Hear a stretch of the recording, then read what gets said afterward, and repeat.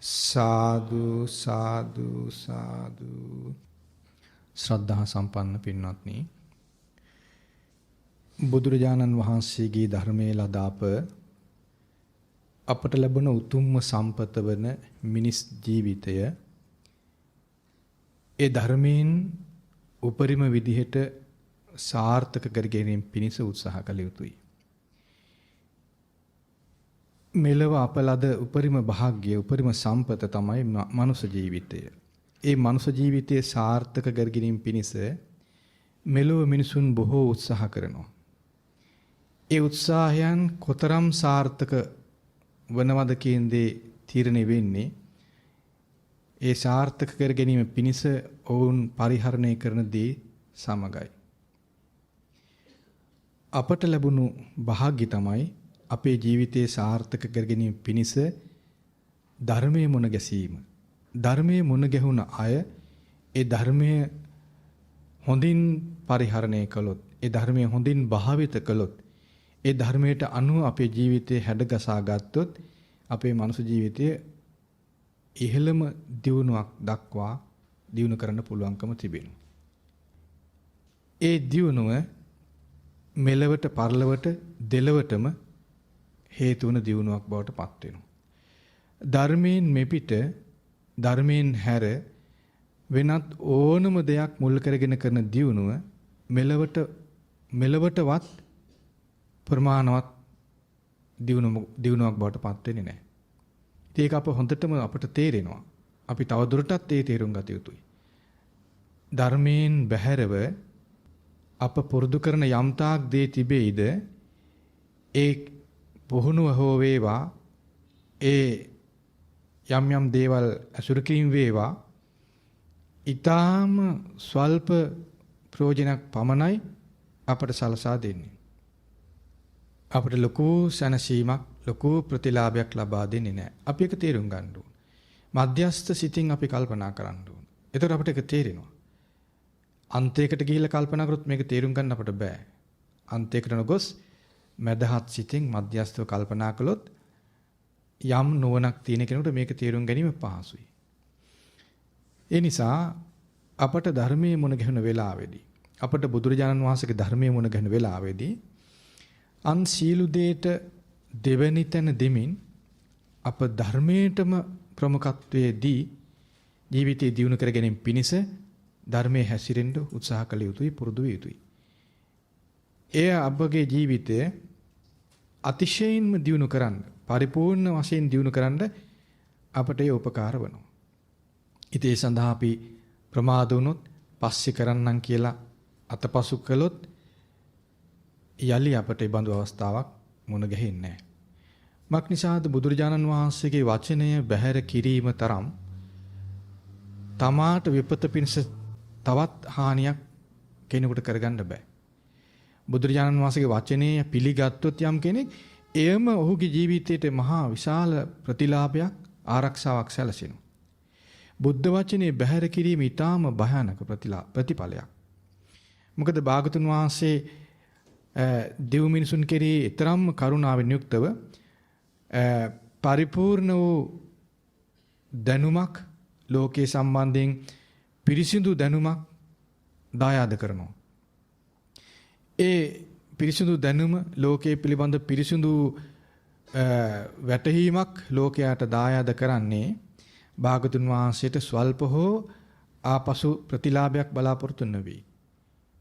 අන් අයගේ යහපත පිණිසමයි. ඉතින් ඒ විදිහට මහා කරුණාවෙන් අපේම යහපත පිණිස සලසා දුන් මේ දායාදය අපි බැහැර කළොත්, ඒ නොතකා හැරියොත්, ඒ වටිනාකම ලඝු කොට සැලකුවොත් ඒක අපට විශාල අනතුරක් බවට පත් වෙනවා.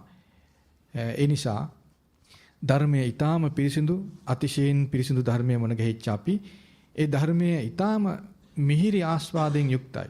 ඊටාම රසවත් ජීවිතයේ අපි නොදුටු පැති දකින්න පුළුවන් ධර්මයේ හොඳින් තේරුම් ගැනීමම අපිට විශාල සුව පහසු ජීවිතයක් උපදවා දෙනවා. ඒ දැනුමින් ධර්මයේ තුල අපේ ජීවිතය ගැන කියලා දෙන දේ හොඳින් තේරුම් ගත්තොත් එයින්ම විශාල රසයක් දැනෙනවා ජීවිතේට. ජීවිතේ නොදුටු පැති දකින්න පුළුවන්.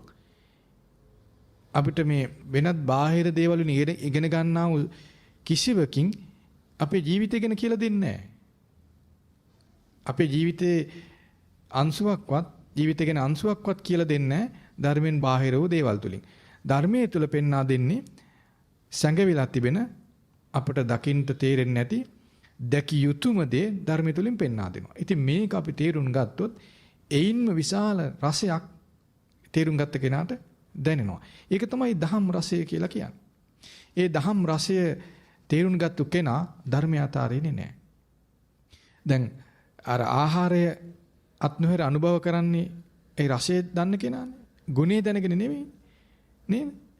ගුණේ දෙවනුවට දැනගන්නේ. රසය දන්න කෙනා ආහාරය අතහරින්නේ නැහැ. ආහාරය අත්නොහෙර පරිහරණය කරනට ආහාරي ගුණේ ලැබෙනවා. නේද? ඒක තමයි ස්වභාවය. ඒ වගේ ධර්මයේ රසය ලබන කෙනා, දහම් රසය විඳින කෙනා ධර්මය අතහරින්නේ නැහැ. ධර්මයේ රස විඳිය යුත්තේ එහි අර්ථ රසයේ බව තේරුම් ගන්න.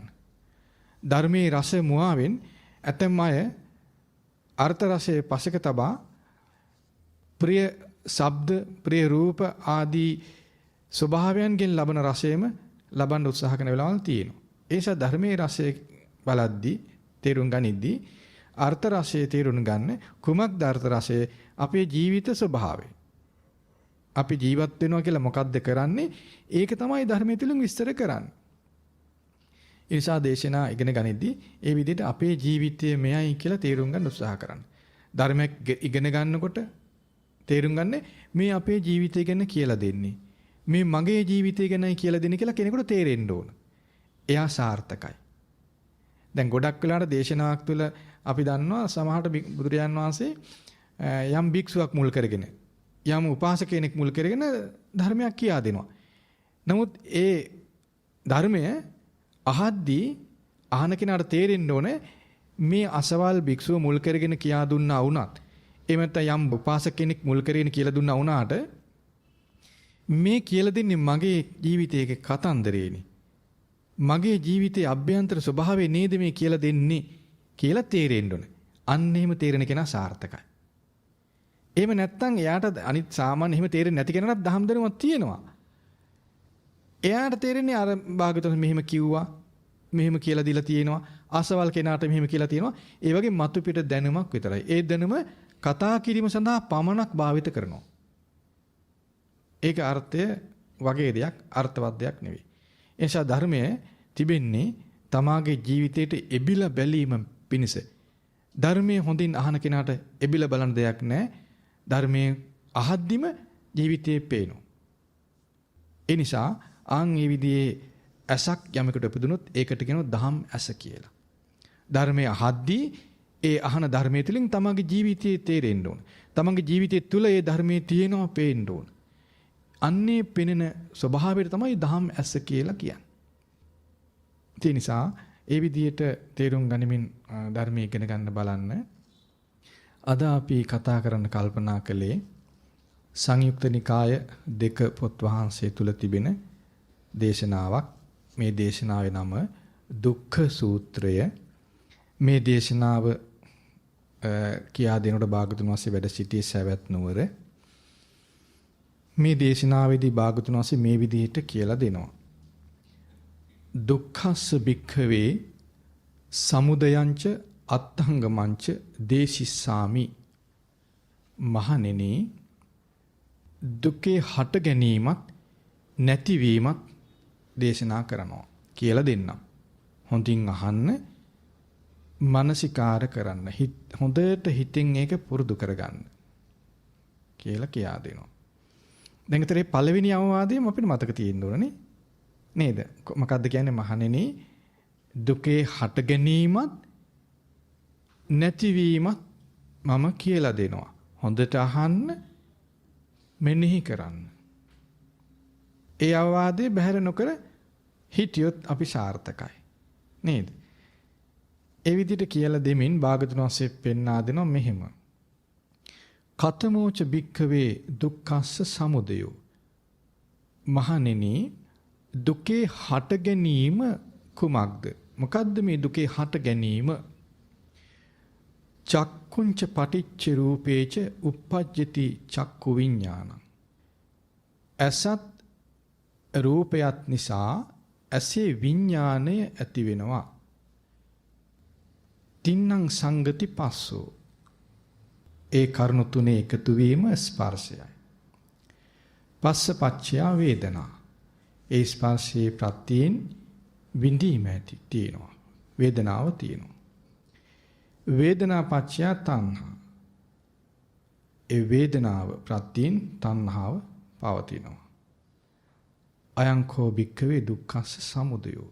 මහණෙනි ඒ තමයි දුකේ හට ගැනීම. කොහොමද කියලා දෙන්නේ? අසත් රූපයත්. මෙතන අසත් රූපයත් කිව්වහම ඇස සහ ඇසට පේන රූප කියන විදිහටයි අපි තේරුම් ගත යුත්තේ. එයයි මේ කියන්නේ. අසත් ඇසට පේන රූපයත් නිසා ඇසේ විඥානය ඇති වෙනවා. චක්කු විඥානය කියන්නේ ඒකට. ඇස මුල් වෙලයි ඒ විඥානය ඇති වෙන්නේ. ඒකට කියන්නේ චක්කු විඥානය කියලා. ඊළඟට භාගතුනස කොහොමද කියා දෙන්නේ? තින්නම් සංගති පස්සෝ. කරුණු තුනයි. කුමක්ද කරුණු තුන? ඇසත්, ඇසට පේන රූපයත්, ඇසේ විඥානයත්. ඒ කරුණු තුනේ එකතු වීම ස්පර්ශය. අපි අහලා තියෙනවා ඇසේ ස්පර්ශය කියලායි ඒකට භාගතුන් වහන්සේ හඳුන්වන්නේ. දැන් මේව මතක තියාගන්න. ඊළඟට කොහොමද කියා දෙන්නේ? පස්ස පච්චයා වේදනා. ඒ ස්පර්ශයේ ප්‍රත්‍යයෙන් විඳීම වෙනවා. විඳීම් කුමක් ප්‍රත්‍යයෙන්ද? ස්පර්ශයේ ප්‍රත්‍යයෙන්. ඊළඟට වේදනා පච්චයා තණ්හා.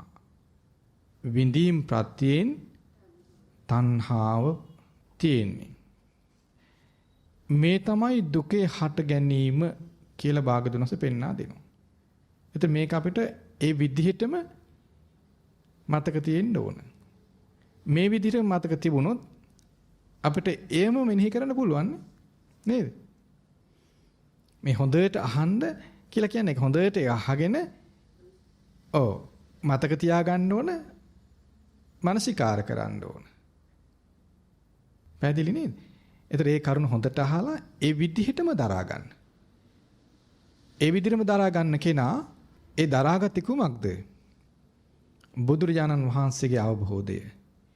මේ බුදුරජාණන් වහන්සේගේ අවබෝධය කියලා කියන්නේ අතිශයින්ම නිර්වුල්, තව කෙනෙකුට කරුණ සහිතව පෙන්වා දීලා ඕක කොහොම නෙවෙයි මෙහෙමයි කියන්න පුළුවන් දෙයක් නෙවෙයි. එතකොට යම් කෙනෙක් මේ ධර්මයේ මෙසේම දරා ගත්තොත් ඔහුගේ සිතේ ඒක කොහොමද මේක කොහොමද අතන මෙහෙම තිබුණානේ මෙතන මෙහෙමයිනේ කියන අදහස් එනවද? එන්නේ නැහැ. ඒ Tamanගේ සිතේම අරක කොහොමද මේක කොහොමද කියලා අදහසක් එන්නේ නැත්නම් ඔහුගේ සිත පිහිටලා තියෙන්න ඕන භාගතුන් වහන්සේ වදාළ දේ තුලම. කුමක්ද වදාලේ? ඇසත් ඇසට පේන රූපයත් නිසා විඥානය ඇති වෙනවා. ඒ කරුණු තුනේ එකතු ස්පර්ශය. ඇසත් ඇසට පේන රූපයත් ඇසේ විඥානයත් කියන කාරණා තුනේ එකතුවට ස්පර්ශය කියලයි භාගතුන් වහන්සේ හඳුන්වන්නේ. ඒතර අපිට මේක කොහොමද මේ අරක කොහොමද කියලා හැඟීමක් එනවා නම් අපි මේ භාගතුන් වහන්සේගේ ගැඹුරු අවබෝධය පිළි නොගත් අය බවට පත් වෙනවා. මේ භාගතුන් වහන්සේගේ අසාමාන්‍ය අවබෝධය මේ අපිට කවදාවත් වෙනත් කිසි දෙයකින් මෙබඳු දෙයක් අහන්න ලැබෙන්නේ නැහැ. කොතරම් ලෝකයේ දියුණුව කියලා කිව්වත් මේ භාගතුන් වහන්සේ දැකපු දේ දකින්න බෑ. එහෙම දකින්න බෑ කාටවත්. දැන් අපිට හිතෙන්න පුළුවන් මේ ලෝකයේ දියුණු වෙලා ඒ අය භාගතුන් වහන්සේ දැකපු දේ දකි කියලා හිතන්න පුළුවන්. එහෙම වෙන්නේ නැහැ. එහෙම වෙයිද? දැන් සමහර දැන් අපිට එහෙම ආරංචි එනව නේද? ඔන්න අපාය දැක්කා කියලා කියනවා. එහෙම එනවනේ ආරංචි. නේද? යම් පරිශීනකින් මේක ඔප්පු වුණා කියනවා. එහෙම පුළුවන්ද වෙයිද? අපිට තේරෙන්න ඕන එහෙම වෙන්න බෑ කියලා. සැකයකින් තොරව අපිට තේරෙන්න ඕන භාගතුන් වහන්සේ යමක් වදාලා නම් ඒ භාගතුන් වහන්සේගේ අවබෝධය අප භාගතුන් වහන්සේ වදාළ දේ අහලා එය පිළිගැනීමකින් තොරව වෙනත් ක්‍රමයකින් අවබෝධයක් එන්න බෑ කෙනෙකුට. එහෙම වෙන්නේ නැහැ. එහෙම වෙන්නේ නැහැ. එහෙනම් බලන්න හරියට ධර්මය අහන කෙනා ඒ ඇසූ ධර්මයේ එසේම දරා ගත්තාම නොසෙල් වෙන කෙනෙක් කියන්නේ අන්න ඒකයි. පැහැදිලිද? එහෙම නැත්නම් අපි ධර්මයක් අහලා ගොඩාක් පාඩම් වෙලා තියෙනවා. අපි කරුණුත් කතා කරනවා. දැන් මේ කරුණු කතා කරන ගොඩක් අය. නමුත් ඒ අයටම යම් කෙනෙක් වෙන දෙයක් කිව්වහම ඒ ගැනත් හිත යනවා නම් එයා සෙල් වෙන ස්වභාවයෙන් යුක්තයි. නොසෙල් වෙන කියන ස්වභාවයෙන් නැහැ. නේද? ඒ සෙල් වෙනවා කියලා කියන්නේ භාගතුන් වහන්සේගේ අවබෝධය ගැන විශ්වාසය මදකම. ශ්‍රද්ධාව දුර්වලකම කියන්නේ ඒකට තමයි. යම් ශ්‍රද්ධාවක් තියෙයි නැත්තේ නෑ. නමුත් වෙනත් අදහසකුත් එක්ක එකතු වෙනවා නම් වෙනත් අදහසක් මතුවෙද්දී ඒ අදහසත් සමග මෙයා එකතු වෙනවා නගේ හිත භාගතුන් වහන්සේගේ අවබෝධය දරාගත්තා වෙන්නේ නැහැ.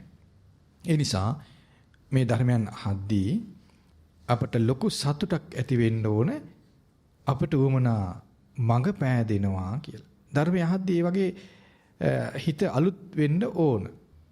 භාගතුන් වහන්සේ පෙන්වන දේ එලෙසම දරාගත්තොත් එයා නිවන කරා යනවාමයි. නිවනින් බැහැර යන්නේ නෑ එයා. ඒකයි මේ ධර්මයේ ස්වභාවය. දැන් මේ කල තියෙන ලොකුම ප්‍රශ්නේ තමයි නිවන් අවබෝධ කරගන්න බැරි වේය කරගන්න බෑ කියන අදහස මේ ආපහු පෙරලන්න බැරි දෙයක් වගේ බලවත් වෙමින් තියෙන කලක් නේ. ඉතින් ඒ භයානක අභියෝගයේ දිනන්නේ කොහොමද? ඒ මතේ පෙරලන්න බෑ. ඒ මතේ පෙරලන්න යන්න හොඳ නෑ. අපි කොහොමද ඒකට ගොදුරු නොවි අපි රැකෙන්නේ? මේ අසන ධර්මයේ එසේම දරා ගැනීමෙන්. ඒතර ඒ බාහිර ලෝකයේ කුමන මතයක් ගොඩනගිලාවත් ඒ මතයේ විසින් අපව යට කරන්නේ නැහැ. අපි ආරක්ෂා වෙනවා. කවදාවත් බාහිර ලෝකයේ තිබෙන කිසි මතයකට උත්තර දෙන්න යන්න එපා. බාහිර ලෝකයේ තියෙන මතයන් ඛණ්ඩනය කරන්න ඒවට උත්තර දෙන්න යන කෙනා සැලෙන ස්වභාවයෙන් යුක්තයි. එයා මේ මතය දැක්කම කලබල වෙලා උත්තර දෙන්න යනවා. එයාටත් අචල ප්‍රසාදේ කියන්නේ නැහැ. පැහැදිලිද? අපිට නිර්භය බවක් එන්න ඕන අප ගැනයි. කෝටියක් මිනිස්සු ඉන්න පුළුවන්. නමුත් අපි ඔක්කොම එකට නෙවෙයි මේ ගමන යන්නේ. අපි තනියෙන් යන්නේ. ඒ නිසා ධර්මය අහන අපට විශ්වාසයක් එන්න ඕන අපිට නිර්වුල් සිතක් ඇති කරගන්නයි ධර්මයේ තියෙන්නේ. ධර්මය අහදී ධර්මයේ එලෙසම දරාගත්තොත් අපි නිර්වුල්. ඒතර අපට සතුටක් ඇති වෙනවා. මේ කෝටි ප්‍රකෝටි මිනිසුන් අතර අනේ අපට භාගතුන් වහන්සේගේ පිළිසරණ ලැබෙනවා. ඒතර හුදෙකලා සතුටක් තියෙනවා. එයින් මෙයාට ප්‍රබෝධයක් තියෙනවා ධර්මයේ කරා යෑමේ භාගී ඉපදෙනවා. ඒ නිසා මේ කරුණු හොඳින් දරා ගන්න මේ විදිහට.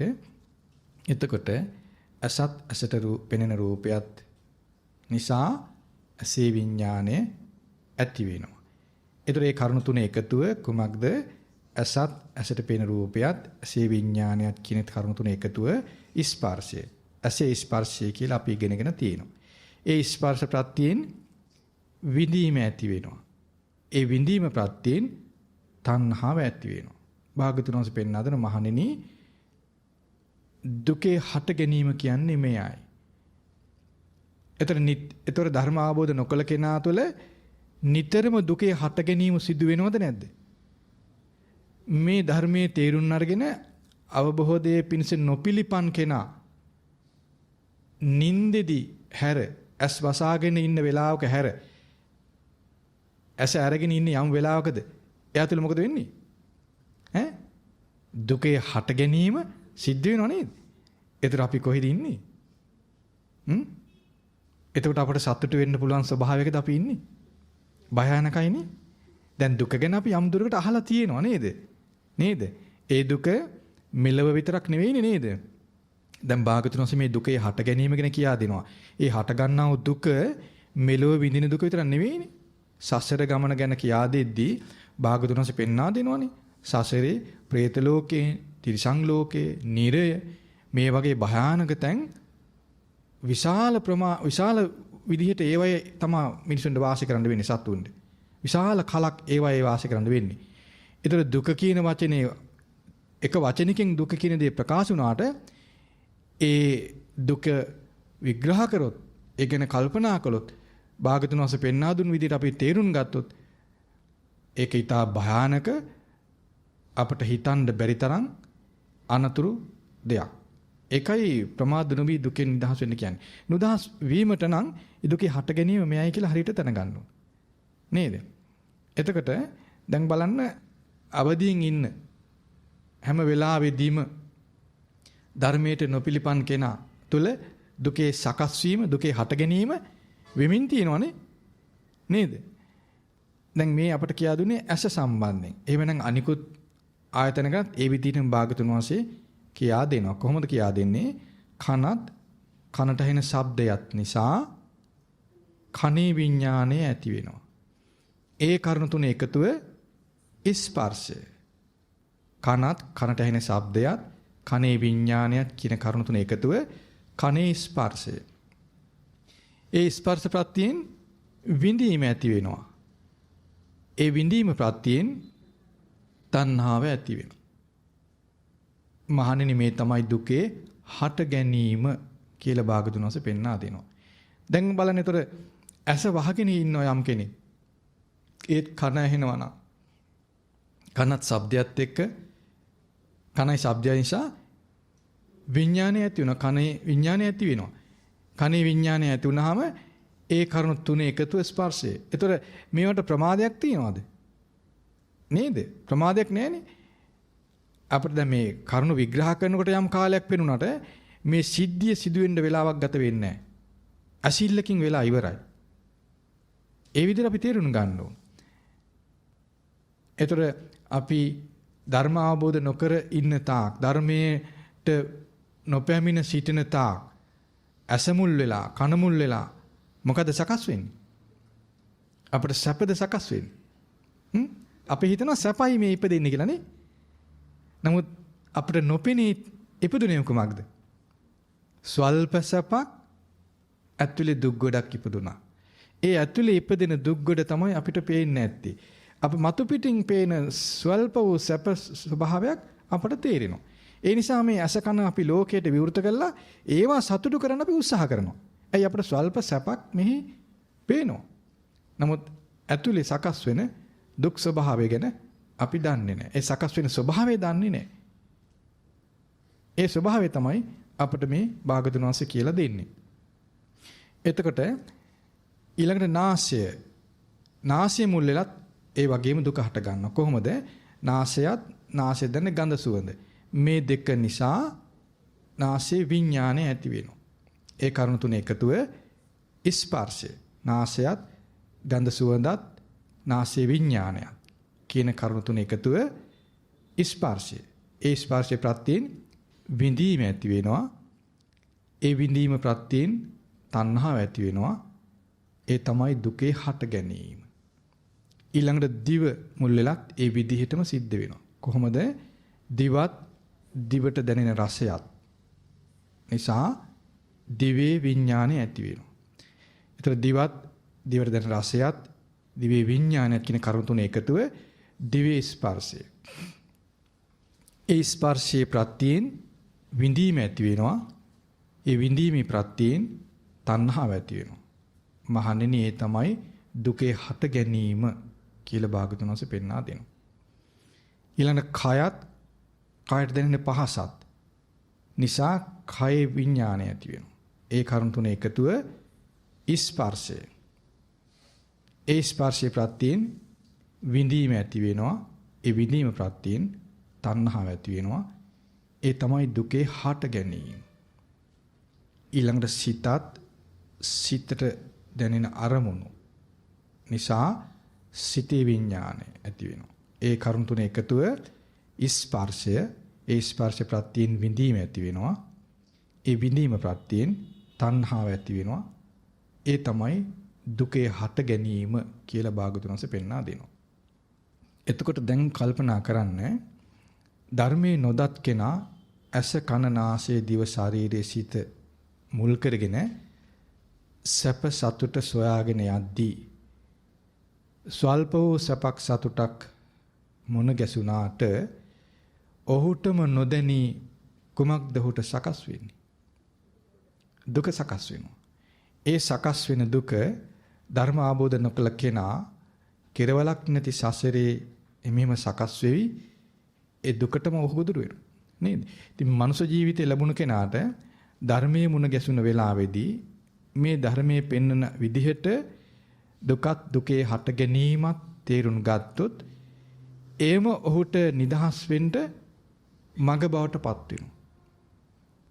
අප ඇස කන නාසය දිව ශරීරය වැරදි ක්‍රමයට කියන අනවබෝධයෙන් පරිහරණය කරද්දී දුක සකස් වෙනවා කියලා තේරුම් ගත්තොත් ඒ අනවබෝධය අතහරිනවා. අවබෝධයෙන් යුක්තව පරිහරණය කරනවා ඇස කන නාසය ආදී ඉන්ද්‍රයන්. ඒතර දුක සකස් වීම පාලනය වෙනවා. දුකේ සකස් වීම, තන් දුකේ හට ගැනීම ෂය වෙනවා.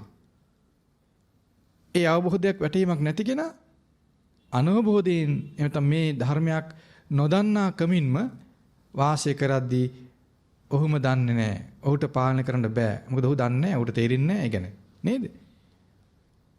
ආයාසකින් තොරවම දුක සකස් වෙනවා.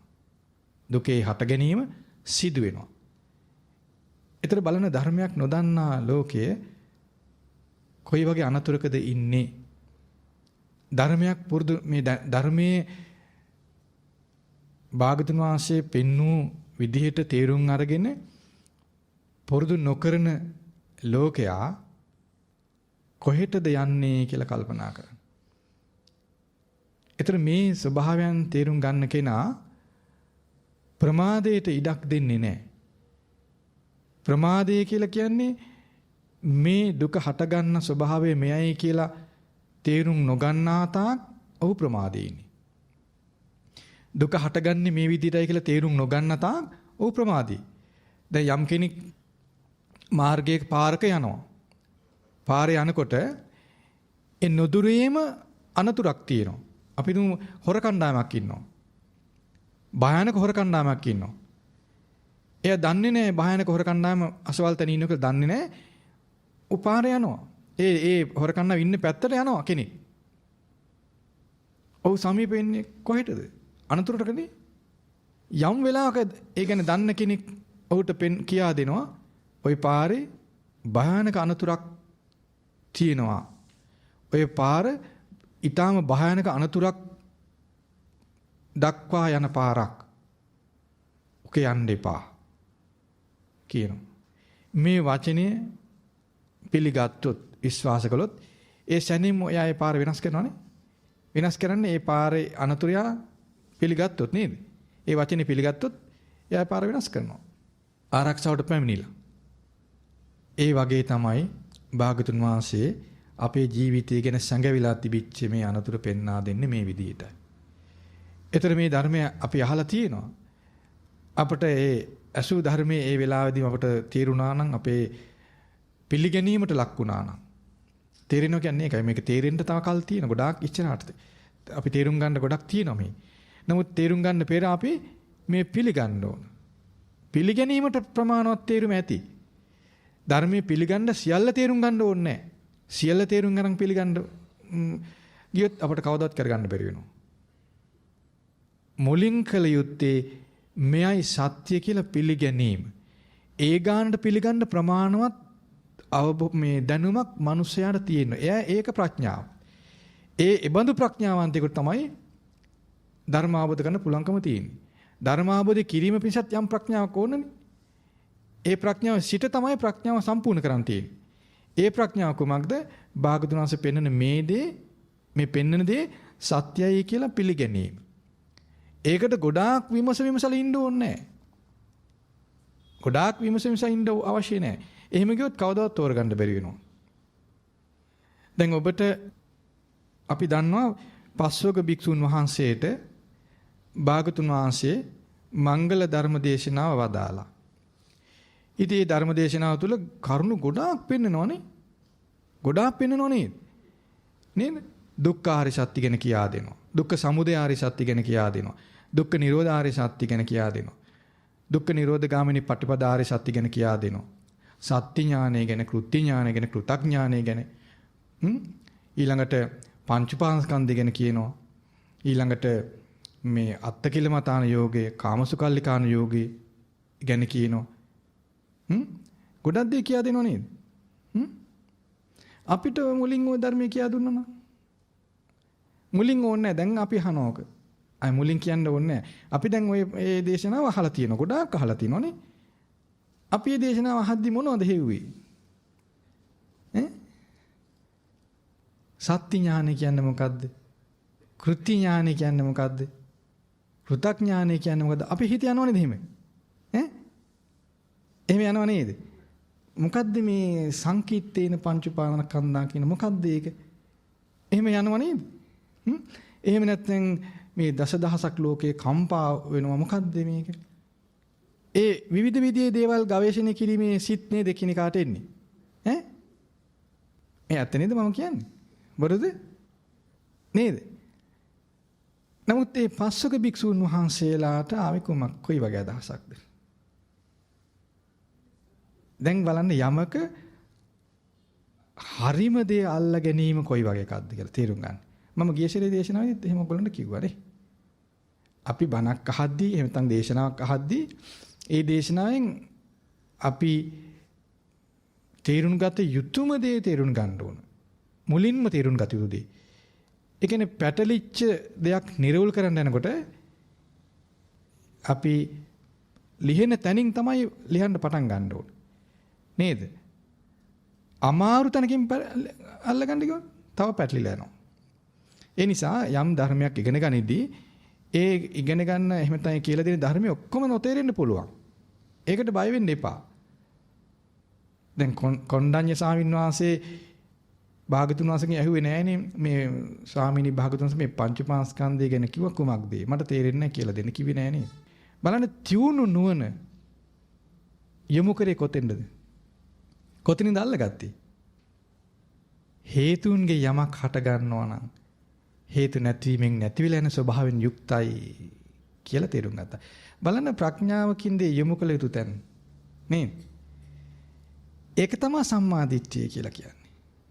සම්මා දිට්ඨියටපත් වෙන කෙනා සම්මා සංකප්ප, සම්මා වාචා, සම්මා කම්මන්ත මේ ආදී අනිකුත් මාර්ගංග වඩනවා. වඩලා සම්මා සති, සම්මා සමාධි කියන මාර්ගයේ වඩනවා. අන් එයා ප්‍රඥාව සම්පූර්ණ කරනවා. ඒ නිසා ධර්මයේ ඉගෙන ගන්න ඔබ බහුල වශයෙන් ධර්මයේ ඉගෙන ගන්න ලැබෙන ඔබ විමසීම කියන දේ නිර්වුල්ව විමසන්න පුරුදු වෙන්න. අරක මොකද්ද මේක මොකද්ද කියාම විමසීම හරි විමසීමක් කියලා හිතන්න එපා. විමසීම කියන එක යොමු යුත්තේ සම්මා දිට්ඨිය ඉපදීම පිණිසයි. අරක මොකද්ද මේක මොකද්ද කියලා විග්‍රහ කිරීම තුළ සම්මා දිට්ඨියෙන් බොහෝ දෙනා ඈතට යනවා. ඒක කතා කරන කරුණු ඉගෙන ගැනීමක් වෙන්න පුළුවන්. සාකච්ඡාවට කරුණු ගන්නවා. ඒක තමා තුළම මතවාද ඇති කර ගන්නවා. තමාගේ දෘෂ්ටි ඍජු වෙන්නේ නැහැ. දෘෂ්ටි ඍජු වීම පිණිස සම්මා දිට්ඨිය ඉපදීම පිණිස කළ යුතු දේ තමයි භාගතුන් වහන්සේ වදාළ දේ එලෙසම දරා ගැනීම. එලෙසම දරා ගන්න කෙනා ඒ දරාගත් දේ මෙනෙහි කරනවා. සුතා දතා වචසා ಪರಿචිතා මනසානුපෙක්කිතා කියලා කියන එකයි. ඒ දරාගත් දේ එලෙසම මෙනෙහි කරන්න පුරුදු වෙනවා. එතකොට ඔහුගේ දැකීම ඍජු නිර්වුල් දෙයක් බවට පත් වෙනවා. නමුත් බොහෝ අය කරන දෙයක් තමයි අසුදේ නොතේරෙන වචන වල අර්ථය ගන්න වගේ උත්සාහයක් ගන්නවා. එහෙම නැත්නම් යලි ඒ දේම මොකක්ද කියා තේරෙන්නේ නැති කරුණු ඒ ගැඹුරක් එකපාරට උත්සාහ කරනවා විමසන්න. එකපාරට ගැඹුරක් තේරුන්නේ නැහැ කියලා බය වෙන්න එපා. දැන් පස්වක භික්ෂුන් වහන්සේලා එකපාරට ගැඹුරට ගියේ නෑනේ. නේද? ඒ ධර්මයේ මූලිකම කොටස අල්ලගත්තා. නේද? ඒ විදිහට ධර්මය ඉගෙන ගන්න පුරුදු වෙන්න. එතකොට අපිට ධර්මයෙන් ඉහළ ප්‍රතිලාභ ලබන්න වාග්ය පෑදෙනවා. එහෙම නැත්නම් අපිට කවදාවත් නිවැරදි තැනකට යන්න බෑ. අපි කරුණු විග්‍රහ කරන්න වගේ ඉගෙන ගන්නවා. ඒකේ ඉවරකුත් නැහැ. නේද? මම හිතන්නේ ජීවිතේ ඉවරනකම් කියවල ඉවර කරන්න බැරි තරම් විග්‍රහ කරු පොතපත තියෙනවා. කරුණු තේරුම් ගැනීම පිණිස ඒවා පරිහරණය කර ඔහේ ඉඳී කාලේ. බණත් අහන්න පුළුවන්, ගොඩාක් අහන්න පුළුවන්. කවදාවත් ඒතර අපේ අදහස නිරෝල් වෙන්නේ නැහැ. ඒ නිසා භාගතුන් වහන්සේ පෙන්වූ දේ ලෙසම දරාගෙන ඒ විදිහට විමසන්න පුරුදු වෙන්න. එතකොට අපේ දැකීම, දෘෂ්ටිය ඍජු බවට පත් වෙනවා. ඒ ගැඹුරු ධර්මයේ ගැඹුරුම දේවල් ඇතම් විට අවබෝධ වෙන්න බොහෝ කල් යන්න පුළුවන්. සෝවාන් වුණ කෙනා අරහත්ත්වයටපත් වෙන්න ඇතම් විට භව 7ක් වෙන්න පුළුවන්. දේශනාවේ තියෙනවනේ. එතරම් දීර්ඝ කාලයක් ගත වෙන්න ඉඩ තියෙනවා. ඊට ගැඹුරු කරුණු තේරෙන්න. දැන් සමහර විට සංස්කාරමයයි කියලා තේරෙන්න ගොඩක් කල් යන්න පුළුවන්. නේ? සම්මාදිටියටපත් වුණොත් එයින් එහාට ඇති වෙන ප්‍රමාදය බරපතල විපත් ඇති කරන ප්‍රමාදයක් නෙවෙයි. නමුත් අපි සම්මාදිට්ඨිය උපදවා නොගෙන කරුණු පමණක් දැනගනිමින් විග්‍රහ කරමින් ඇති වෙන ප්‍රමාදය අතිශය භයානකයි. සම්මාදිට්ඨියෙන් තොරව ඇති වෙන ප්‍රමාදය භයානකයි. සම්මාදිට්ඨියෙන් යුක්ත කෙනා තුළ ඇති වෙන ප්‍රමාදය භයානක අනතුරු ඇති කරන ප්‍රමාදයක් නෙවෙයි. දැන් එතකොට අපි අද ඉගෙන ගත්තේ භාගතුන් වහන්සේ පෙන්වා දුන් විදිහට දුකේ හට ගැනීම ගැන අපි යම් දුරකට ඉගෙන ගත්තා. නේද? දැන් ඔබට මේ දුකේ හට ගැනීම ගැන කියා දුන් කරුණ එලෙසම මතක තියාගෙන මෙනෙහි කරන්න පුළුවන්කම තියෙන්න ඕන. එහෙම කළොත් ඔබ සාර්ථකයි. අතිශයින් සාර්ථකයි. අතිශයින්ම සාර්ථකයි. ඔබට බයක් ඇති වෙන්න ඕන මෙතෙක් අප තුළ දුක හටගත්තනේ. දැන් අපි දුක ගැන යම් ප්‍රමාණයක් දන්නවා නේද? අපි දුක ගැන ගොඩාක් දේ ඉගෙනගෙන තියෙනවා. ඒ අතර භාගතුන් වහන්සේ පෙන්වා දෙන සතර අපාය ගැන යම් පමණකින් අපි දන්නවා. දැන් අපි සතර අපාය ගැන අපි ගොඩක් දේ අහලා ඉගෙනගෙන තියෙනවා. ඊළඟට අපි මේ ජීවිතේම අනාගතේ අපිට විඳින දුක් පීඩා ගැන අපි ගොඩක් කතා කරලා තියෙනවා. ඉගෙනගෙන තියෙනවා. අපිට තව ඉගෙන ගන්න පුළුවන්. එතකොට අපි මේ දුකේ හට ගැනීම මෙයයි කියලා හොඳින් පිළිනොගත්තොත් දුක හට ගන්න මාර්ගෙම අපි යනවනේ නේ? ගිනි ජාලාවක් තියෙන පාරක යමින් සිටිනවා. කෙනෙක් අපට ඇන කියන ওই පාරේ යන්න එපා. ওই පාරේ ගිනි ගොඩක් තියෙනවා. අපි අත ගසැල්ලා යනවා ඒ පාරෙම. අපි ඒ පාරෙම යනවා. අපි ගින්නට වැටෙනවනේ. එහෙනම් භාගතුන් වහන්සේ අපට පෙන්වන විදිහට දුකේ හට ගැනීම මෙයයි කියලා පෙන්වා දෙද්දී අපට සිහිය ඉපදෙන්නේ නැත්නම් නිදන් ඉන්න කෙනෙකුට ටොක්ක්ක් යනනම් අවදි වෙනවා වගේ අවදි වෙන්න ඕන. නිදන් ඉන්න කෙනෙකුට ඇඟට තට්ටු කරත් අවදි වෙන්න ඕනේ නේද? අන්න එහෙම අවදි වෙන්න ඕන මේ වගේ ධර්මයක් අහපු ගමන්. අපි මෙතෙක් දුකේ හට ගැනීම තුල නේද ගියේ? අපි තවදුරටත් ගියොත් ඒ විදිහටම දුකේ හට ගැනීම තුලම යනවා නේද? ඒ මගම නේද යන්නේ? දැන් කල්පනා කරන්න අපි මෙහෙම. දැන් අපි ගොඩාක් ධර්මයේ දන්න. දැන් මෙතන ඉන්න අය මම හිතන සූත්‍ර දේශනා ගොඩාක් අහලා තියෙනවා, ඉගෙනගෙන තියෙනවා, කතා කරනවා. මම හිතනවා මට වඩා මේ ධර්මයේ දන්න කට්ටිය ගොඩාක් මෙතන ඉන්නවා. මම හොතරම දන්නවා ඒක. මම ඔයගොල්ලෝ තරම් දන්නේ නැහැ. කියවලා නැහැ මං එච්චර. මන්ට වඩා කතාත් කියලා තියෙනවා ඔයගොල්ලෝ. එහෙමයි ඉන්නවා මෙතන. ඒතර ඔයගොල්ලන් බලන්න මේ භාගතුන් වහන්සේ දුක හට ගැනීම ගැන කියා දුන් දේ ඔයගොල්ලෝ තුලම කොච්චර වතාවක් සිහියට නැගුණාද කියලා දැන් විමසලා බලන්න. දැන් භාගතුන් වහන්සේ පෙන්වන්නේද මහණෙනි දුකේ හට ගැනීම මෙයයි කියලා. කොමක්ද? ඇසට පේන රූපය නිසා ඇසේ විඥානය ඇති වෙනවා. ඒ කරුණු තුන එකතු ස්පර්ශය. ස්පර්ශයටත් විඳීම ඇති වෙනවා. විඳීම නිසා තණ්හාව ඇති වෙනවා. මේ තමයි දුකේ හට ගැනීම කියලා පෙන්නනවා.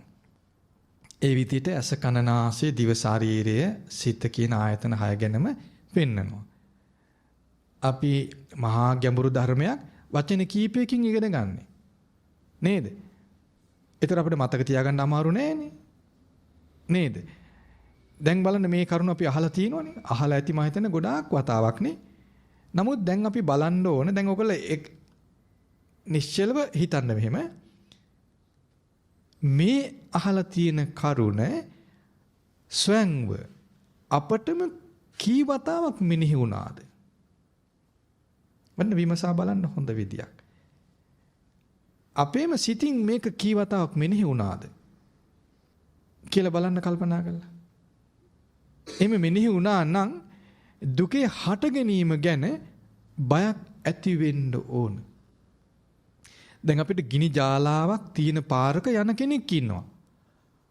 ඔහු ගැන අනුකම්පාව තියෙන හරියට මේක දන්න කෙනෙක් දුවගෙන ඇවිල්ලා කියනවා යන්න එපා ඔය පාරේ. තව ටික වෙලාවකින් ඔබට මහා ගින්නකට ඔබ ඇදගෙන වැටෙනවා යන්න එපා. ඔව් මේක අහලා තවදුරටත් මේක යනවා කියන පාරේ. තවදුරටත් මේ පාරේ යනවා. යනකොට මෙයාට මේ මතක් වෙනවා මේක. අර තමා කෙරේ කරුණාවෙන් මේ ගිනි ජාලාවක් තියෙන පාරක යන්නේ කියලා කිව්ව කෙනාගේ පණිවිඩය මතක් වෙනවා. යලි මතක් වෙනවා. යලි මතක් වෙනවා. ආන් මේ වගේ සිද්ධියක් මම කියන්නේ. දැන් දුකේ හට ගැනීම ගැන භාග්‍යවතුන් වහන්සේ අපට කිව් ධර්මය අපි අහලා තියෙනවා.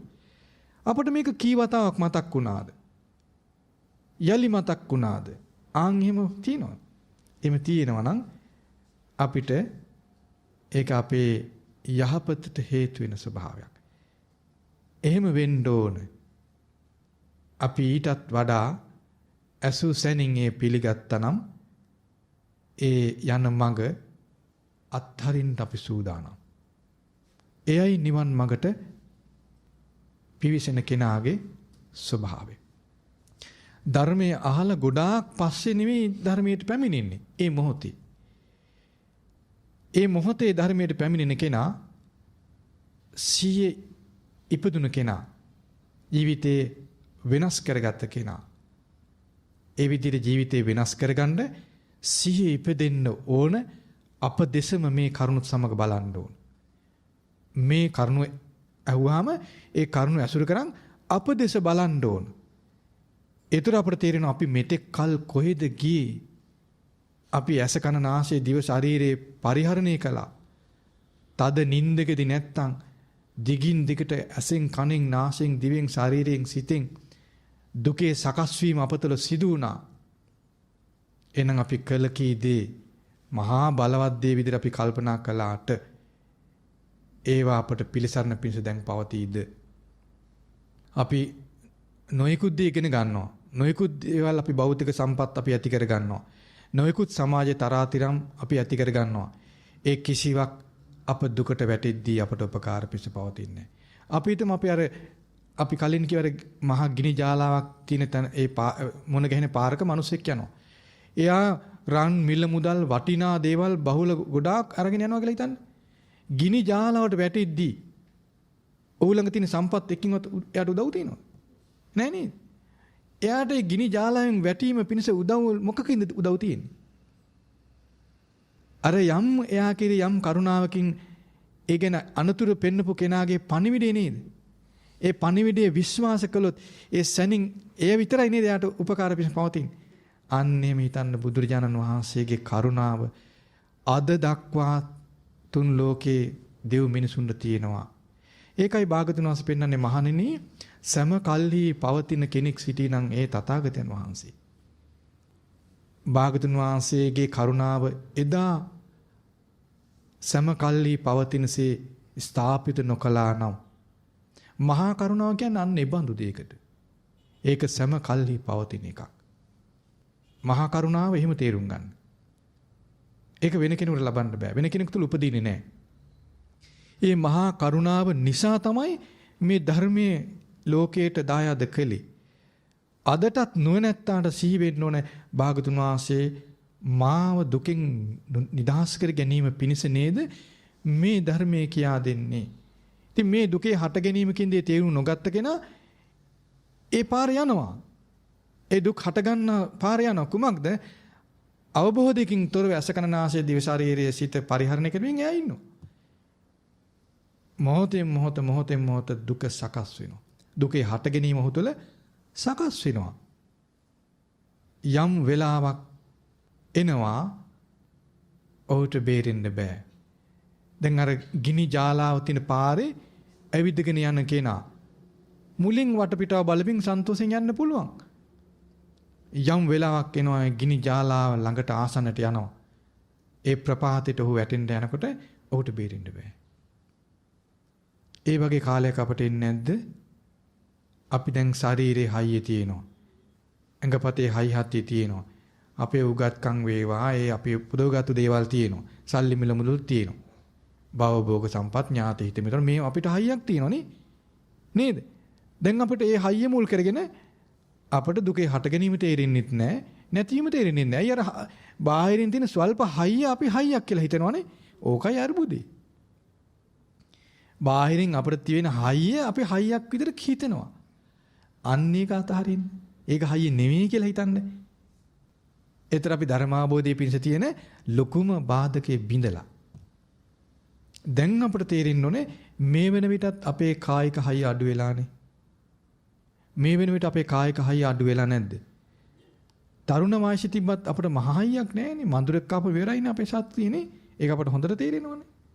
අපි ඒ විදිහට අපි තීරුම් ගන්න ඕන. යම් හයියක් තිබුත් ඒක ස්වල්පයයි.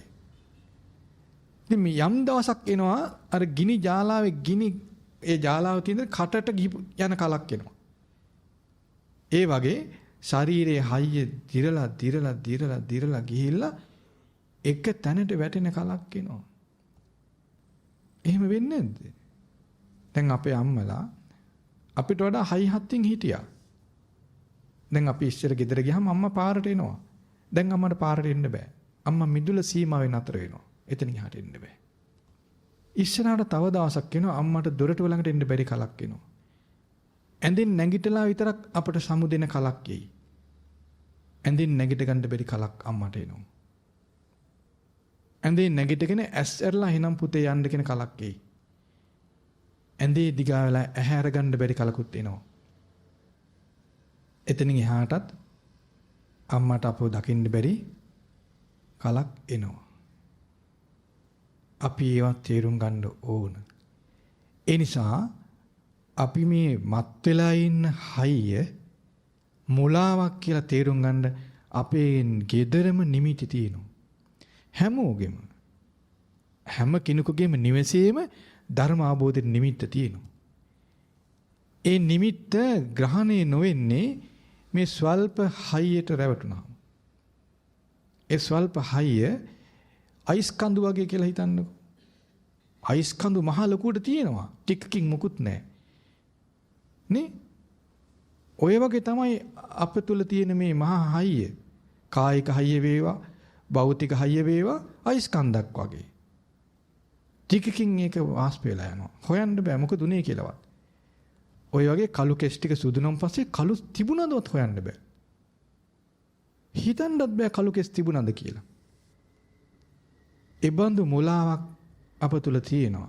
ඒ මුලාව අපි අත්හරින්න ඕන ධර්මයේ පිළිගනිමින්.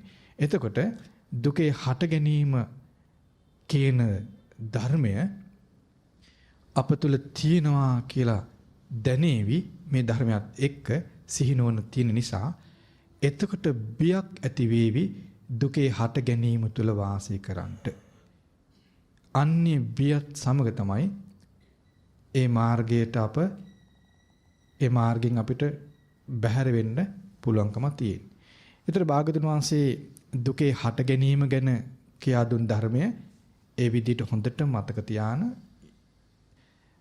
නිතර සිහි කරන නෙවෙයි සිහි වෙන්න කෙනෙක් බවට පත් වෙන්න. සිහි වෙන්න ඕන. මෙයයි දුකේ හට ගැනීම. ඒතකොට සාර්ථකයි. ඊළඟට භාගතුන් වහන්සේ පෙන්වා දෙනවා දුකේ නැතිවීම. දැන් මේ දේශනාවේ දුකේ හට ගැනීමත් දුකේ නැතිවීමත් කියන දෙක කියා දෙනවා. එතන අපි දුකේ හට ගැනීම ගැනයි ඇසුවේ. දුකේ නැතිවීම කියලා දෙන්නේ කොහොමද? භාගතුන් වහන්සේ පෙන්වා දෙනවා මහණෙනි. ඇස තියෙනවා, ඇසට පෙනෙන රූපය තියෙනවා. ඇසට පෙනෙන රූපයත් නිසා විඥානය ඇති වෙනවා. ඒ කරුණු තුන එකතුව ස්පර්ශය. ඒ ස්පර්ශේ ප්‍රත්‍යයෙන් විඳීම ඇති වෙනවා.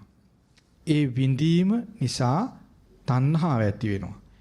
මහණෙනි තණ්හාව ශේෂ නැතුව නිරුද්ධ වීමෙන් උපාදානෙ නිරුද්ධ වෙනවා. උපාදාන නිරුද්ධ වීමෙන් භවය නිරුද්ධ වෙනවා. භවය නිරුද්ධ වීමෙන් ඉපදීම නිරුද්ධ වෙනවා. ඉපදීම නිරුද්ධ වීමෙන් ජරා මරණ දුක් දුම්නස් ශෝක පරිදේව මේ ආදී දුක් නිරුද්ධ වෙනවා. දුක් සියල්ල නිරුද්ධ වෙන්නේ මේ විදිහටයි කියලා දේශනා කරනවා. ඊළඟට භාගතුන් පෙන්වා දෙනවා කන තිබෙනවා කනට ඇහෙන ශබ්දය. ඒතර කනට ඇහෙන ශබ්දයත් එකතු වුනහම කනේ විඥානය ඇති වෙනවා. ඒ කරුණු තුනේ එකතුව කනේ ස්පර්ශය. ඒ ස්පර්ශ ප්‍රත්‍යයෙන් විඳීම ඇති වෙනවා. ඒ විඳීම නිසා තණ්හාව ඇති වෙනවා. ඒ තණ්හාව ශේෂ නොවන විදිහට ඉතුරු නොවන විදිහට නිරුද්ධ වීමෙන් උපාදානෙ නිරුද්ධ වෙලා යනවා. උපාදානෙ නිරුද්ධ වීමෙන් භවය නිරුද්ධ වෙනවා. භවය නිරුද්ධ වීමෙන් ඉපදීම නිරුද්ධ වෙනවා. ඉපදීම නිරුද්ධ වීමෙන් ජරාවටපත් වීම, මරණයටපත් වීම, ශෝක කිරීම, තැවෙන එක, ඒ දුක් දුම්නස් සියල්ල නිරුද්ධ වෙනවා. සියලු දුක් නිරුද්ධ වෙන්නේ මේ විදිහටයි කියලා භාගතුන් වහන්සේ පෙන්වා දෙනවා. ඊළඟට කොහොමද? දැන් අපි ඇස කන ගැන කතා කළා. ඊළඟ දේවල් මෙයාට තේරෙනව නේද? කොහොමද? නාසය සහ ගන්ධ සුවඳ. එක් නිසා නාසයේ විඥානය ඇති වෙනවා. ඒතර මේ නාසයත් ගන්ධ සුවඳත් නාසයේ විඥානයත් එකතු වීම නාසයේ ස්පර්ශය. ඒ ස්පර්ශේ ප්‍රත්‍යයෙන් විඳීම ඇති වෙනවා. ඒ විඳීම ප්‍රත්‍යයෙන් තණ්හාව ඇති වෙනවා. ඒ තණ්හාවම ඉතුරු නැතුව ශේෂ නැතුව නිරුද්ධ වීමෙන් උපාදානය නැත්නම් බැඳිලා යන එක නිරුද්ධ වෙනවා.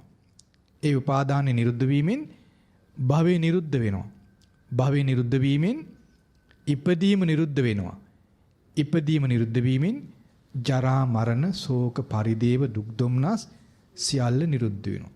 දුක් නිරුද්ධ වෙන්නේ මේ විදිහටයි කියලා දේශනා කරනවා. ඊළඟට කොහොමද වෙන්නේ? ඇස කන නාසය අපි කතා කළා. ඊට පස්සේ දිවට දැන් රසයත් නිසා දිව්‍ය විඥානය ඇති වෙනවා. ඒ කරුණු තුන එකතුව ස්පර්ශය. ඒතර ඒ ස්පර්ශේ ප්‍රත්‍යයෙන් විඳීම ඇති වෙනවා. විඳීම ප්‍රත්‍යයෙන් තණ්හාව ඇති වෙනවා. ඒ තණ්හාවම නිරුද්ධ වීමෙන් ඉතිරි නැතිව නිරුද්ධ වීමෙන් උපාදාන නිරුද්ධ වෙනවා. උපාදාන නිරුද්ධ වීමෙන් භවය නිරුද්ධ වෙනවා. භවය නිරුද්ධ වීමෙන් ඉපදීම නිරුද්ධ වෙනවා. ඉපදීම නිරුද්ධ වීමෙන් ජරා මරණ ශෝක පරිදේව දුක් දුම්නස් සියල්ල නිරුද්ධ වෙනවා. සියලු දුක නිරුද්ධ වෙන්නේ මේ විදිහටයි. ඊළඟට කායත් පහසත් කායට දැනෙන පහසත් නිසා කය විඥානය ඇති වෙනවා. ඒ කරුණු තුන එකතුව කය ස්පර්ශය. ඒ ස්පර්ශ ප්‍රත්‍යයෙන් විඳීම ඇති වෙනවා. ඒ විඳීම ප්‍රත්‍යයෙන් තණ්හාව ඇති වෙනවා. ඒ තණ්හාව ඉතුරු නැතුව නිරුද්ධ වීමෙන් උපාදාන නිරුද්ධ වෙලා යනවා. උපාදාන නිරුද්ධ වීමෙන් භවය නිරුද්ධ වෙනවා. භවය නිරුද්ධ වීමෙන් ඉපදීම නිරුද්ධ වෙනවා. ඉපදීම නිරුද්ධ වීමෙන් ජරා මරණ ශෝක පරිදේව දුක් දුම්නස් කියලා සියලු දුක් නිරුද්ධ වෙනවා. සියලු දුක් නිරුද්ධ වෙන්නේ මේ විදිහටයි. ඊළඟට සිතට දැනෙන අරමුණුත් නිසා සිතේ විඥානය ඇති වෙනවා. ඒ කරුණු තුන එකතු ස්පර්ශය. ඒ ස්පර්ශ ප්‍රත්‍යයෙන් විඳීම ඇති වෙනවා. ඒ විඳීම ප්‍රත්‍යයෙන් තණ්හාව ඇති වෙනවා. ඒ තණ්හාව ශේෂ නැතුව නිරුද්ධ වීමෙන් ඉතිරි නැතිව නිරුද්ධ වීමෙන් උපාදාන නිරුද්ධ වෙලා යනවා. උපාදාන නිරුද්ධ වීමෙන් භවය නිරුද්ධ වෙනවා. භවය නිරුද්ධ වීමෙන් ඉපදීම නිරුද්ධ වෙනවා. ඉපදීම නිරුද්ධ වීමෙන් ජරා මරණ ශෝක පරිදේව දුක් දුම්නස් කියන සියලු දුක් නිරුද්ධ වෙනවා. සියලු දුකේ නිරුද්ධ වීම මේ විදිහටයි සිදු වෙන්නේ. ඒ විදිහට තමයි භාගතුන් වහන්සේ දුකේ හට ගැනීමත් දුකේ නිරුද්ධ වීමත් අපට කියලා දෙන්නේ. ඒතර බලන්න යම් කෙනෙක් ඒ Tamanට තියෙන සියලු දැනුම අමතක කළා මේ ධර්මය අලුත් ධර්මයක් වගේ ඇසුවොත් එයාට කොච්චර සතුටක් ඇති වෙයිද? ඒ නිසා ධර්මයේ අහන හැම තිස්සෙම අලුතෙන් බණ අහන්න වගේ අහන්න. අලුත් ඇඳුමක් අඳින කෙනා පරණ ඇඳුම් කොච්චර ඇඳත් අලුත් ඇඳුමක් අඳින සතුට වෙනවනේ. දැන් කෑම වේලක් කනකොට දැන් බත් මාළු ව්‍යංජන කොච්චර කාලා තිනොද? අනේ කලින් කෑවනේ කියලා කනගාටුම් කරනව නෑ නේද? යල්ලි ඒ වගේ සතුටින් නේද කෑම අනුභව කරන්නේ. අලුත් ඇඳුමක් අඳිනවා. අලුත් ආභරණයක් පළඳිනවා. නේද? ආන් ඒ වගේ ධර්මය අහද්දී අලුත් හිතකින් බණහන් ඔබට විශාල සතුටක් ඇති වෙවි. අද බලන්න භාගතුන් වහන්සේ වචන ස්වල්පයකින් අපට කොතරම් පුළුල් දැනුමක් අපට උපදවා දුන්නද? මෙබඳු අපේ ජීවිතයේට පරිපූර්ණ රැකවරණයක් සලසා දෙන ධර්මයක් අහලත් එයින් සතුටක් උපදව ගන්න අපි අසමර්ථ වුණොත් ඒ අසමර්ථ වීමට හේතු වෙන්නේ අප සතුව තිබුණු වැඩක් නැති අර්ථයක් නැති දැනුම. හරියට අලුත් බඩුවක් ගෙදරට ගෙන ආපුවාම ඒ බඩුවෙන් බැබලිල්ලක් එන්න පරණ කුණු කන්දල් ගෙවල් ඇස්සේ තිබ්බාමනේ. ආන් ඒ වගේ අපේ අර්ථ රහිත දැනුමින් අපේ ඔලු පිරීලා තියෙනවා. නමුත් අපි ඒකට අර්ථයක් දීලා තියෙනවා නැත්තේ නෑ. ඒක සාමාන්‍ය ලෝක විවහාරය. එහෙම ගරහන්න එපා. මම කියන්නේ තේරුම් ගන්න. මේ අර්ථයක් නැති අර්ථේ වගේ දේවල් ගොඩකට අර්ථවත් දේ ලං කරොත් ඒ වැදගත්කම පේන්නේ. ආන් වගේ අපි අපට මොන දේ ගැන කොච්චර දැනුමක් තිබත් කමන්නේ. ඒකට ප්‍රමුඛත්වය නොදී ඒක ගරහන්න නැතුව ඒක තිබුණා අපි කමක් නැහැ. භාගතුන් වහන්සේගේ අවබෝධය ඉහළින් කල්පනා කරන්න. ඉහළින් පිළිගන්න. ඊට සම තව දෙයක් නැහැ කියලා හිතන්න. බලන්න මේ එක දහම් පාට දෙකකින් අපේ ජීවිතේ මුළු මනින්ම පරිවර්තනය කරන පණිවිඩයක් භාගතුන් වහන්සේ දුන්නා නේද? ඒතර බලන්න අපි මේ මුළු ජීවිතේම වෙනත් දේවල් ඉගෙන ගන්නවා. ඒ කිසිවකින් අපට අපේ ජීවිතේ අලුත් කරන ප්‍රබෝධය ඇති කරන අනුතරින් බේරගන්න දැනුමක් අපට ලබා දෙන්න බැරුණා නේද? සමහර විෂයන් තියෙනවා ගොඩාක් කට්ටිය හොයාගත්ත කරුණු තියෙන්නේ. අපි සමහර විෂයන් ඉගෙන ගන්නවා අහවලා මෙහෙම කරා කියලා සිය ගණනක් මිනිසුන් කියපුව අපි ඉගෙන ගන්නවා. එක විෂයකට. නමුත් මේ බලන්න එක්කෙනෙකුගේ ස්වල්ප පණිවිඩයකින් ලැබෙන මහා ආරක්ෂා සිය ගණනකගේ පණිවිඩයෙන් අපට අංශුවක්වත් ලබන්න බෑනේ. එහෙනම් අපි මෙතෙක් ඉගෙනගත්ත විෂයන් අපට ලබා දුන්න ආලෝකයේ ප්‍රමාණවත් නැහැ නේද? ඒ නිසා ඒවට ලොකු වටිනාකමක් නොදී ඒවා සාමාන්‍ය දේවල් විදිහට කල්පනා කරලා භාගතුන් වහන්සේ අපට ලබා දෙන මේ අවබෝධය අපේ ආරක්ෂාව ගැන අපි අතිශය ගෞරවයෙන් සලකන්න ඕන. මේ දැනුම මුළු මනින්ම අපේ ආරක්ෂාව උපදවා දෙනවා. ඒ නිසා ඔබට මෙතෙන් පටන් ඔබට සිහි වෙන්න ඕන දුකේ හට ගැනීම මෙයයි. දුකේ නිරුද්ධ වීම මෙයයි කියන මේ ධර්මය ඔබ සිහි කරන කෙනෙක් බවට පත් වෙන්න ඕන. ඔබ ඒකාන්තයෙන් දුකේ හට ගැනීම නිරුද්ධ කරගන්න කෙනෙක් බවට පත් වෙනවා. ඒක තමයි නිවනට පැමිණෙන ක්‍රමය. මේ විදිහයි දුක හටගන්නේ, මේ විදිහයි දුක නැති වෙන්නේ කියලා යම් දැනුමක් යම් අවබෝධයක් කෙනෙකුට තියෙනවා නම් ඒක ප්‍රඥාව. ඒක තමයි සම්මා දිට්ඨිය. දුක හටගන්නේ මේ විදිහයි කියලා දන්න කෙනා ඒ පාරේ යන්නේ නැහැ. හොඳට තේරුම් ගන්න ඒක. දුකේ නිරුද්ධ වීම තියෙන්නේ මේ විදිහයි කියලා දැනගත්තාම එයා ඊටාම සතුටු සිතින් අතිශය සතුටු සිතින් අභ්‍යන්තරේ උපන් ප්‍රබෝධේ ඒ මඟ යනවා. ඒ ප්‍රබෝධේ නසන්ට කඩු කිනිසි වලින් අභියාවුද වලින් බෑ. ඒකයි ආරි ශ්‍රාවකයා කෑලි වලට කපලා ඝාතනය කරද්දි ඔහුට හානි නොවෙන්නේ. දැන් දුකේ හට ගැනීම මෙයයි, දුකේ නිරුද්ධ වීම මෙයයි කියලා අවබෝධ කරා බිම්බිසාර රජතුමා. ඔහුගේ ශරීරයට අභියාවුද වලින් හානි වුණා, ගින්නෙන් හානි වුණා, කුසගින්න ඉන්න සිදු වුණා, හිරේ විලංග වැටෙන්න සිදු වුණා. ඔහුට තිබුණු සියලු භෞතික සැප සම්පත් අහිමි වෙලා ගියා. නමුත් ඔහුගේ සිත නසන්න බැරි වුණා. ඔහුගේ සිතට ආරක්ෂාවක් ලැබිලා තිබුණා. ඒ කුමක්ද? දුක මෙයයි, දුකේ හට ගැනීම මෙයයි, දුකේ නැතිවීම මෙයයි, දුක නැති කරන මඟ මෙයයි කියන අවබෝධය ඔහු තුළ තිබුණා. සාමාවතී ඇතුළු බිසවුන් 500ක් දෙනා ගිනි ජාලාවක් මැද කරවෙලා පිච්චිලා කරවෙලා මලා. අපි මේවා ඉගෙනගෙන තියෙනව නේද? ඒ බලන්නේ සිද්නි. දැන් අපිට මේ පුංචි රස්නයක් උහුල ගන්න බැරුව අපි ඒසි දාගන්නේ. නේ? පුංචි රස්නේ අපිට උහුල ගන්න අමාරුයි. අපි කොච්චර දුර්වල සිතකින් ඉන්නේ. මේ පුංචි රස්නේ වැඩි වෙලා අපිට මෙතන ගිනි තිබ්බොත් අපේ සිතට මොකද වෙන්නේ? දුක් හට ගන්න පාරේ අපේ සිත වැඩ කරයිද? දුක් නිරුද්ධ වෙන පාරේ අපේ සිත වැඩ කරයිද? දැන් අපි ඉගෙන ගත්තා සිත තියෙනවා, සිතට දැනෙන අරමුණ තියෙනවා. ඒ දෙකේ එකතු වෙනකොට විඥානය ඇති වෙනවා. ඒ කරුණු තුන එකතුව ස්පර්ශය. ඒ ස්පර්ශ ප්‍රත්‍යයෙන් විඳීම ඇති වෙනවා. ඒ විඳීම ප්‍රත්‍යයෙන් තණ්හාව ඇති වෙනවා. නේද? මේ ධර්මයන් අපි දැන් ඉගෙන ගත්තා. දැන් ඇස තියෙනවා, ඇසට පෙනෙන රූප තියෙනවා. ඒ දෙකේ එකතුවෙන් ඊ විඥානය ඇති වෙනවා. ඒ කරුණු තුන එකතුව ස්පර්ශය. ඒ ස්පර්ශ ප්‍රත්‍යයෙන් විඳීම ඇති වෙනවා. විඳීම ප්‍රත්‍යයෙන් තණ්හාව ඇති වෙනවා. තණ්හාව කිව්වහම ඇලීම ගැටීම දෙකම එකට අයිති. හොඳද? කේන්තිය ඒවට අයිති. තණ්හාව කියන වචනේ තුල ඇලීම ගැටීම නැත්නම් රාග ద్వේෂ මොහ තුනම තියෙනවා. අපි හිතමු ඔබට පේන්න කෙනෙක් ඔබගේ බඩුව මුට්ටුව පොළවේ ගහනවා. ඇහැට පේනවා. ඔබගේ ගෙදර තියෙන බඩුව පොළවේ ගහනවා කෙනෙක් ඇවිල්ලා. ඔන්න ඇහැට පේනවා. දැන් අපි හිත හරියට හදන්න නොහිටියොත් මොකද වෙන්නේ?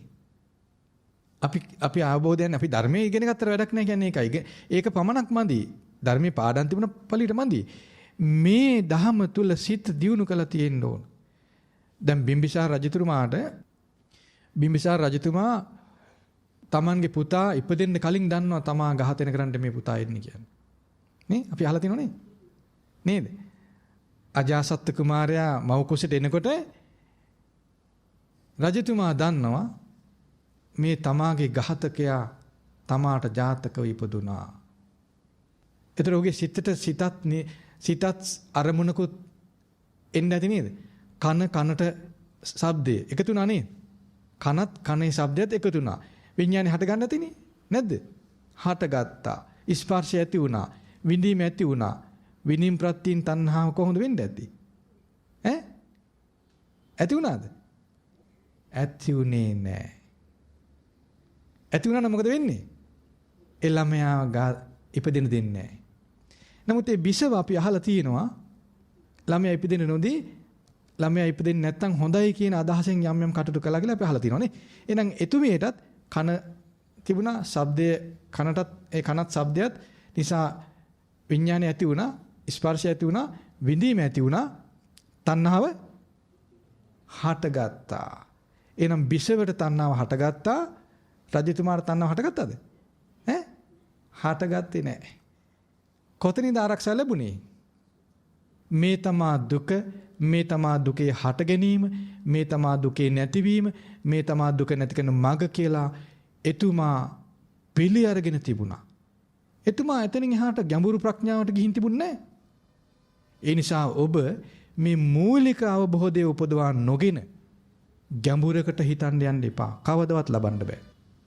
ඔබට සංස්කාර අවබෝධ කරගන්න පුළුවන් කලක් එයි, බය වෙන්න එපා. ඔබට නාම රූප අවබෝධ කරගන්න පුළුවන් කලක් එනවා, බය වෙන්න එපා.